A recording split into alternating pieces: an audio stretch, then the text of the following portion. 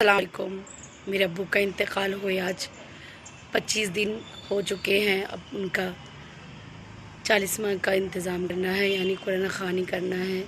ایسے میں ان کو روز پڑھ کے ایک پارہ بقص دیتی ہوں۔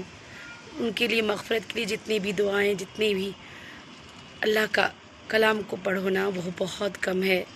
آج میرے ابو سب کی 40واں میں جا کے پڑھتے تھے، خود پڑھتے تھے، بہت پڑھتے تھے وہ۔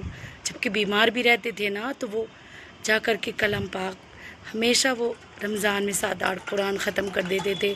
اعتکاف میں بیٹھتے تھے، تراویح پڑھتے تھے، جیسے بھی تھے، لیکن وہ دھیرے دھیرے کر کے جاتے تھے۔ لیکن آج دیکھو اللہ کی رحمت، یہ دنیا کا کوئی ٹھکانہ نہیں۔ یہ نہیں دیکھو کہ وہ بوڑھے، وہ بچے، وہ ایسے چھوٹے، ایسا کچھ بھی نہیں۔ جوانی میں بھی انسان جا سکتا ہے اور جاتا ہی ہے۔ اللہ کی مرضی کے آگے کچھ بھی نہیں کر سکتے۔ تو اس لیے کہتی ہوں نماز پڑھا کرو۔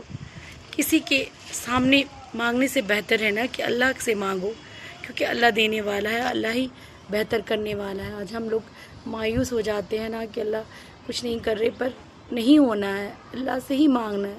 میں بھی پریشان بہت ہوں، لیکن اللہ کے سوا کون دینے والا۔ بس آپ سے یہی دعا کرتی ہوں کہ آپ بری سنگت میں نہ بیٹھیں، اچھے کام کریں، نمازیں پڑھیں، جتنی بھی بیزی ہو جاؤ، لیکن نماز نہ چھوڑو۔ کہ سب سے قبر میں سب سے پہلا حساب نماز کا ہوگا، تو پھر ہم کیا جواب دیں گے؟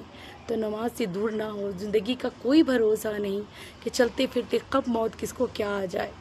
تو اس لیے کہتے ہوں نماز پڑھا کرو اور میرے چینل کو سپورٹ کرو۔ ایک بہن کو سپورٹ کر، مانا کہ میرے چینل میں ناچ گانے وغیرہ نہیں، اگر ہمیں کروڑوں روپیہ بھی کوئی دیتا نا کہ ایسے بناؤ کہ تمہیں چینل مونٹائز ہو، پر میں ایسا نہیں کرتی، کبھی نہیں کرتی، چاہے میں غریب کیوں نہ رہوں۔ پھر اللہ کے راستے پر ہمیشہ چلتی ہوں اور ہمیشہ چلتی رہوں گی۔ بس آپ لوگ سے کہنا چاہتی، آپ لوگ بھی نماز پڑھیں، اللہ سے توبہ کریں۔ اگر کوئی گناہ ہو گیا، اللہ ضرور سننے والا، کہ اللہ کے سوا کوئی نہیں ہے دنیا میں۔ بس آپ سے یہی کہنا چاہتی ہوں۔